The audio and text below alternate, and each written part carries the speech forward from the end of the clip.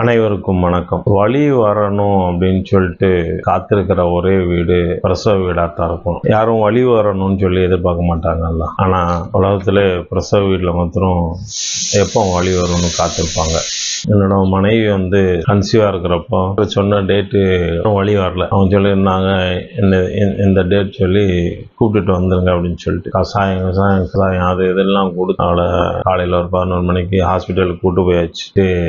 Normal delivery ஆயிடுச்சு. சரி, குழந்தை பிறந்துருச்சா, ஸ்வீட் வாங்கிட்டு வருவோம் அப்படின்னு சொல்லிட்டு கடைக்கு போயிட்டு நான் திரும்பி வர்றப்போ ரூம்ல குழந்தை இல்லை. எங்க அப்படின்னு கேட்டேன்னா நர்ஸு கொண்டு போயிட்டாங்க அப்படின்னு சொல்லி அப்புறம் போய் பார்த்தோன்னா மாடியில ஒரு ரூம்ல தனியா ஒரு போட்டோ தெரபி இன்குபேட்டர்ல படுக்க போட்டு அதுல போட்டோ தெரபி வச்சு அந்த போட்டோ தெரபிகளை படுத்து கிடக்கு. அந்த குழந்தை கத்திட்டு கிடக்குது அந்த சூட்ல. அங்க நர்ஸை கூப்பிட்டு சொன்னேன், திருப்பி கொண்டு வந்து கொடுத்துருங்க அப்படின்னு. இல்ல மேடம் தான் சொன்னாங்க அப்படின்னா. பில்ரூபின் அளவை ஏற்கனவே நான் செக் பண்ணிட்டேன். நீங்க ரிப்போர்ட் கொடுக்குறப்பவே நார்மலா தான் இருக்குது, கொஞ்சம் வேரியேஷன் இருக்கு, அவ்வளவுதான். அதை நாங்க வீட்டுல கூட்டு போய் எண்ணெய் தேய்ச்சி வெயில படுக்க போட்டு சரி பண்ணி விடுவோம். நீங்க குழந்தைய திருப்பி கொடுங்க அப்படின்னு சொன்னேன். இல்ல மேடம் தான் சொன்னாங்க, அப்படிலாம் கொடுக்க முடியாது அப்படின்னு. ஈசஸ் சொன்னாருன்னு சொல்லுங்க அப்படின்னு. ஏன்னா அவங்க அதே ஹாஸ்பிட்டலுக்கு நான் பல்ஸ் ஆக்சிமீட்டர், ஆட்டோக்ளேவ், டயத்ரம் எல்லாம் சர்வீஸ் பண்ணி கொடுத்துருக்கிறேன் ஒரு பயோமெடிக்கல் இன்ஜினியரா. அதனால மேடம்கிட்ட போய் சொல்லுங்க ஈசஸ் சொன்னாருன்னு சொல்லிட்டு மேடம் என்ன சொல்றாருன்னு சொல்லுங்க.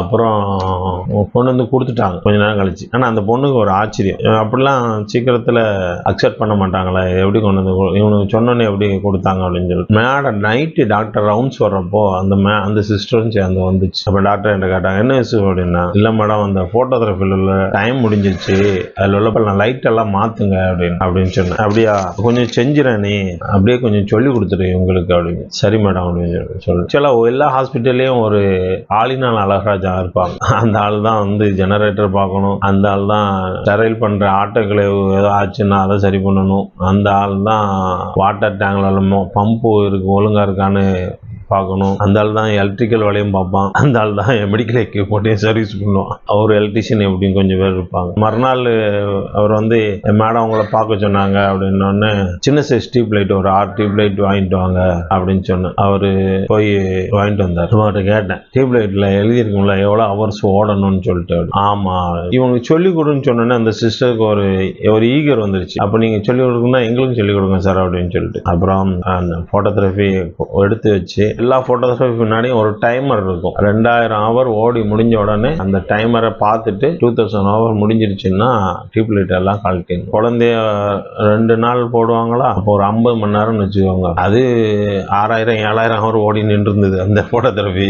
அப்போ 2 ஹவர்ஸ் போனா மிச்சம் 5000 ஹவர் இருக்கு. அப்போ ஒரு குழந்தைக்கு 50 மணி நேரம் அப்படின்னாலும் இவங்க என்ன செஞ்சிருக்காங்க, பல பேரை படுக்க வச்சிருக்காங்க. அது ஒரு யூஸும் இல்லை, 5000 ஹவர் எக்ஸ்ட்ரா ஓடி முடிஞ்சிருக்குது. நீங்க ஒன்னும் ரீசெட் பண்ண வேண்டாம், டியூப் லைட்டை கழட்டிட்டு திரும்ப புது டியூப் லைட்டை இன்செர்ட் பண்றப்ப அது ஆட்டோமேட்டிக்கா அந்த டைமர் ரீசெட் ஆகும். அப்புறம் அந்த பிள்ளைங்கிட்ட சொன்னேன், ஒரு 18 வருஷமா ஃபாரின்ல ஹாஸ்பிட்டல்ல ஒர்க் பண்றதுனால அமெரிக்காவோட ஜேசி அக்ரெடேஷன்லாம் நான் அட்டன் பண்ணியிருக்கேன். சீனியர் பயோமெடிக்கல் இன்ஜினியரா இருந்து செக்லிஸ்ட் இருக்கும் எல்லாத்துக்குமே, எல்லா மிஷினுக்கும் செக்லிஸ்ட். கிரிட்டிக்கல் எக்யூப்மெண்ட்னா உங்க செக்லிஸ்டை ஏத்துக்க மாட்டாங்க. கம்பெனியோட செக்லிஸ்ட் வச்சு தான் அவங்க அதை சர்வீஸ் பண்ணணும்னு சொல்லுவாங்க. போட்டோதெரபிக்குன்னு தனி செக்லிஸ்ட் இருக்கு. போட்டோதெரபி செக் பண்றதுக்குன்னு லக்ஸ் மீட்டர்னு இருக்கு. இந்த லக்ஸ் மீட்டர் வச்சு லைட் ஆன் பண்ணா லைட்ல இருந்து எவ்வளவு லக்ஸ் வருதுன்னு செக் பண்ணி அதை எடுத்து நோட் பண்ணி அந்த செக்லிஸ்ட்ல எழுதி வைக்கணும் 6 மாசத்துக்கு ஒரு தடவை.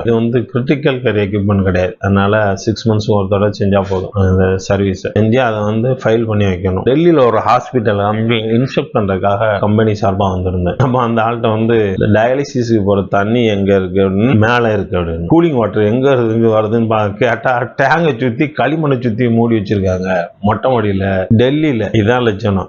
போட்டோலாம் இருக்கு. பேசிக்கா ஒரு ரூல் என்ன அப்படின்னா, அல்ட்ராசவுண்ட் எடுக்க போறீங்கல்ல, வயிறு நிறைய தண்ணி குடிச்சிட்டு வா, இன்னும் காணல, இன்னும் குடிச்சிட்டு வான்னு வயிறு நிறைய, அதாவது அந்த பிளாடர் எவ்வளவு எக்ஸ்பேண்ட் ஆகுமோ அவ்வளவு குடிச்சிட்டு வான்றோம். அதுக்கப்புறம் அந்த சோனகரப்பர் உட்காந்து வயிற்று அமுக்குவோம். எல்லாம் முடிஞ்சு நல்ல ஒரு யூரின் போற, அதாவது முட்டிக்கிட்டு வந்திருக்குன்னு சொல்லுவாங்களா, அந்த கண்டிஷன்ல தான் அவங்க இறங்குவாங்க அந்த பெட் அவுட். அப்புறம் வெளியே பார்த்தோம்னா பாத்ரூம் எங்கேயோ ஒரு இடத்துல இருக்கும், ரொம்ப தூரம் தள்ளி. இங்க இருந்து அதே பெயினோட இவங்க வச்சு இவ்வளவு நேரம் குடிச்சது, அதை இவ்வளவு நேரம் வச்சு அமுக்குனது எல்லாம் சேர்த்து அதே வழியோட போய் வேக வேகமா கன்சீவ் லேடியா இருந்தான்னா அவங்க எப்படி அவளை எல்லா இதையும் சேர்த்துக்கிட்டு போகணும்னா நடந்து. அப்படி கிடையாது. ஆஸ் பர் ரூல் என்ன அப்படின்னா, அல்ட்ராசவுண்ட் மிஷின் எந்த ரூம்ல வச்சு அல்ட்ராசவுண்ட் பாக்கிங்களோ அந்த ரூமுக்குள்ள பாத்ரூம் இருக்கணும். இதுதான் வந்து ஹாஸ்பிட்டல் ரெகுலேஷன். இன்டர்நேஷனல் ஸ்டாண்டர்டு இல்லைன்னா நார்மல் ஒரு இன்டர்நேஷனல் ஸ்டாண்டர்டு ஒரு நார்மல் ஸ்டாண்டர்ட் ஹாஸ்பிட்டல்னா இந்த ரூலை ஃபாலோ பண்ணணும். இது வந்து ரெகுலேட்டரியில் இருக்கிறது. ரெகுலேஷன் பிரகாரம் பார்த்தோம் அப்படின்னா